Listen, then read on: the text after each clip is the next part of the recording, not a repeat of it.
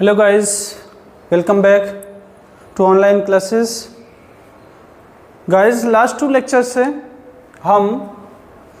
एक sonnet that is remembrance और sonnet number 30 और when the season of sweet silent thought के बारे में डिस्कस करते हुए आ रहे हैं। और फर्स्ट लेक्चर में हमने इस सोनेट के इंट्रोडक्शन के बारे में बात किया था, जिसमें विलियम शेक्सपियर के बारे में बात किया था, उसके वर्क्स के बारे में बात किया था,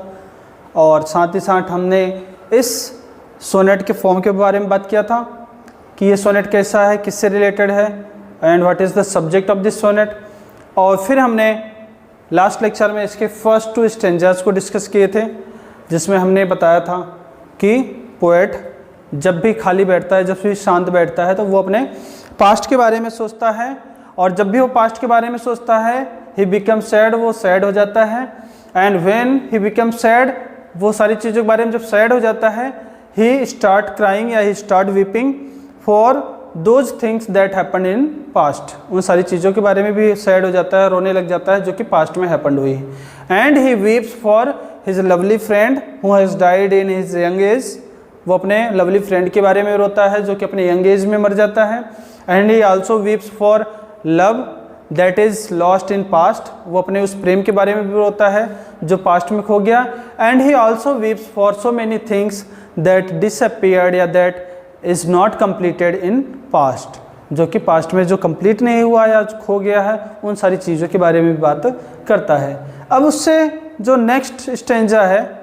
उसके बारे में बात करते हैं कि अब इसमें वो क्या कहना चाह रहा है कि then can I grieve at grievance foregone and heavily from वो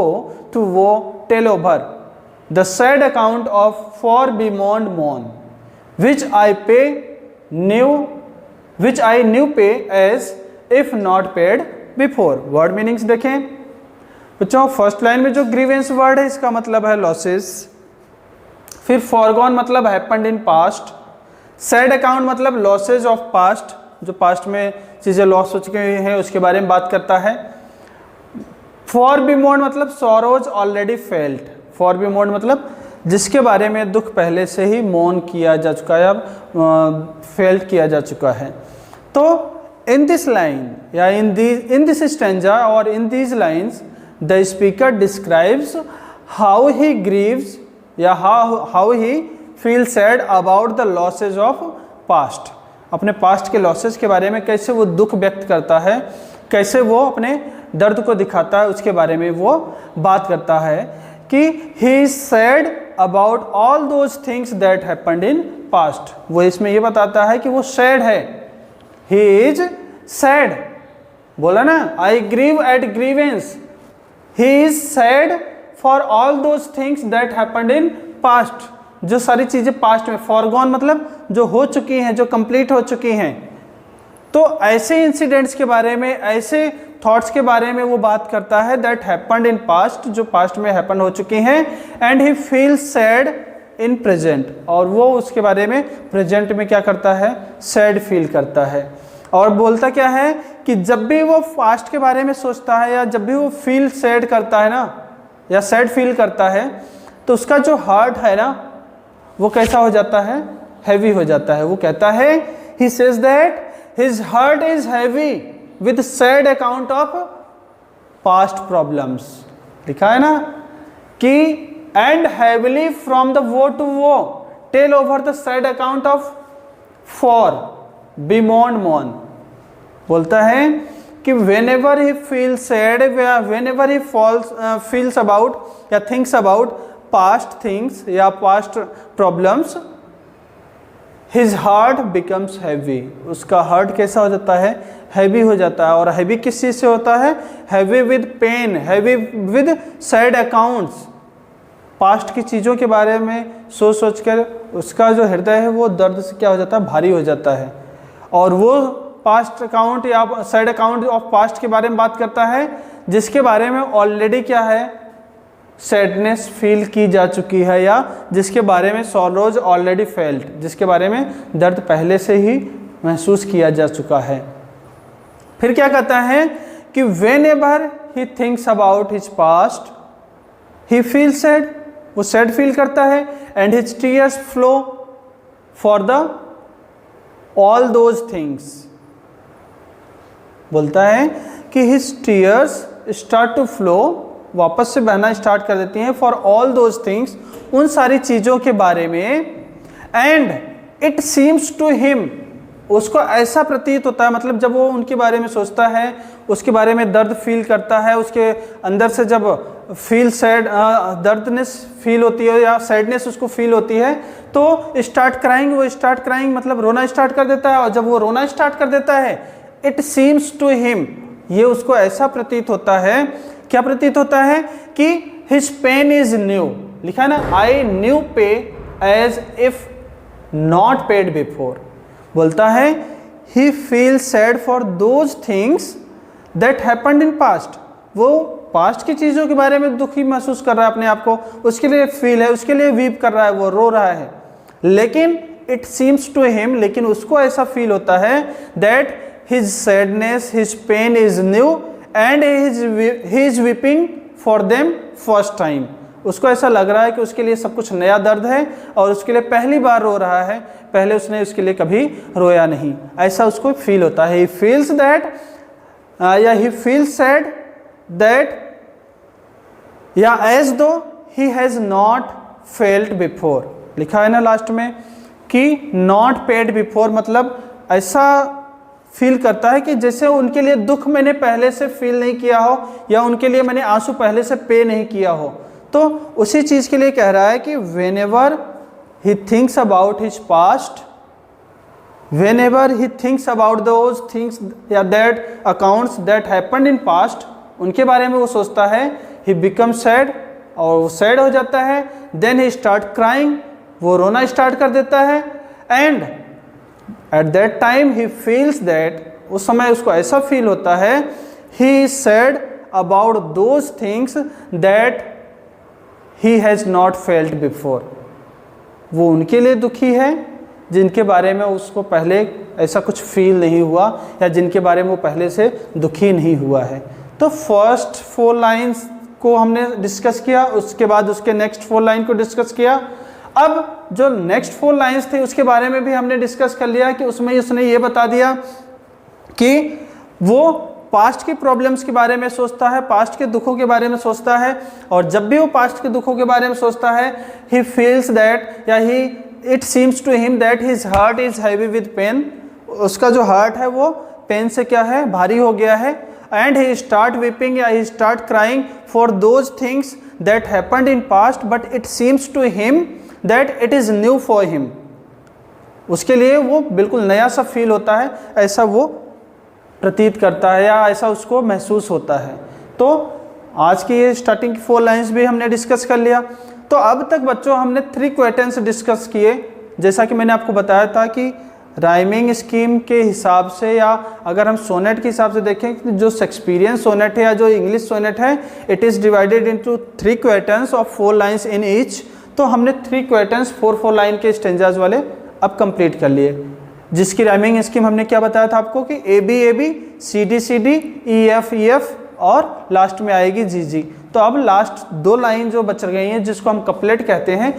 उसको देखते हैं कि इसमें किसके बारे में बात करता है। But if the while I think on thee dear friend all losses are restored and sorrows end. जैसा कि हमने स्टार्टिंग में भी बताया था कि विलियम शेक्सपियर के सोनेट्स की क्वालिटीज़ क्या है,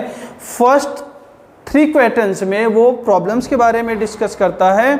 और लास्ट 2 लाइन्स में जो कपलेट होती है उसमें कंक्लूजन देता है या अपने रिजल्ट को एक्सप्लेन करता है। तो वही चीज़ यहाँ पे एक्सप्लेन कर रहा है कि अभी तक हमने देखा कि वो दुखी है, पास्ट की चीज़ों को सोच सोच करके उनके लिए रो रहा है, अपने प्रिय मित्र के लिए रो रहा है, वो उस प्रेम के लिए रो रहा है जो प्रेम उससे खो गया है, और बहुत सारी चीज़ें थी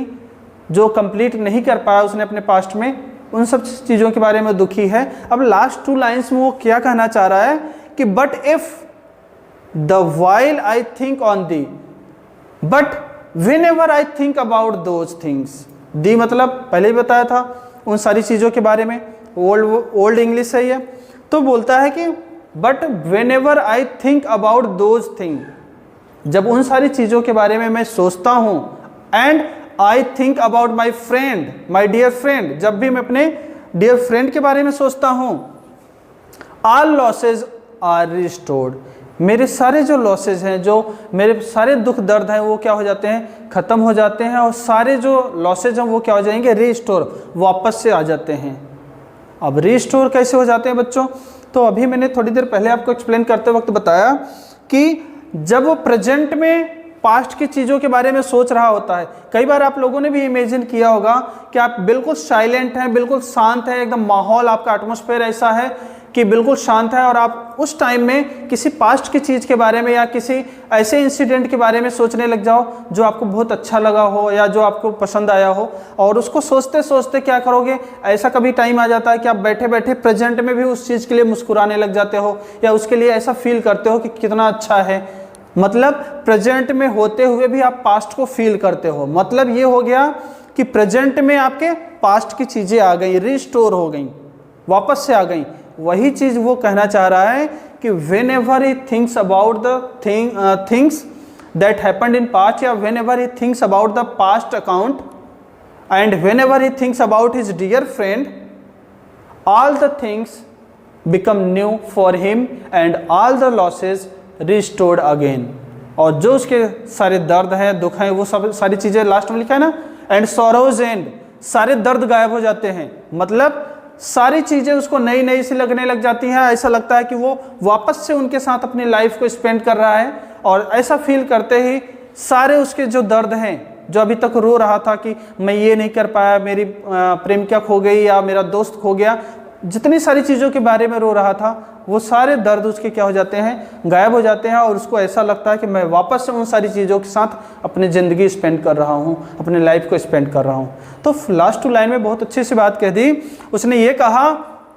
कि whenever he thinks about his past he become sad, it is true, but it is more true that whenever he thinks about his past, जब भी अपने पास्ट के बारे में सोचता है, ऑल द लॉसेज, या whenever he thinks about his dear friend, जब अपने डियर फ्रेंड के बारे में सोचता है, ऑल द लॉसेज या all the sad accounts restore again, वापस से रीस्टोर हो जाते हैं, and the sadness that is he is feeling, the sadness या the pain that he is feeling is end या इज डिसअपियर, वो क्या हो जाता है, खत्म हो जाता है, वो गायब हो जाता है। Because all the things become new for him, वो सारी की सारी चीज़ें उसके लिए क्या हो जाती हैं, नई हो जाती हैं, and he start living with those things, और वो उन सारी चीज़ों के साथ वापस से अपनी ज़िंदगी स्टार्ट कर देता है। सो बच्चों, यहाँ पे आपका ये स्टेंजा, ये पोएम कंप्लीट होता है, जिसमें हमने आपको पहले स्टेंजा में ये बता दिया कि जब वो शांत बैठा रहता है तो वो अपने पास्ट की चीज़ों के बारे में सोच सोच के दुखी होता है। फिर दूसरे स्टेंजा में हमने आपको ये बता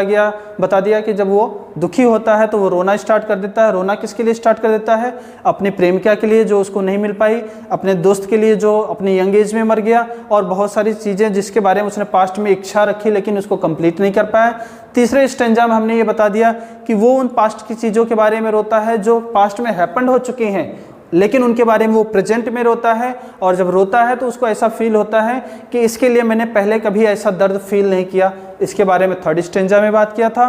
और फोर्थ स्टेंजा जो आपकी कपलेट है उसके बारे में, या उसमें हमने इसके बारे में बात किया कि जब भी वो पास्ट के बारे में याद करता है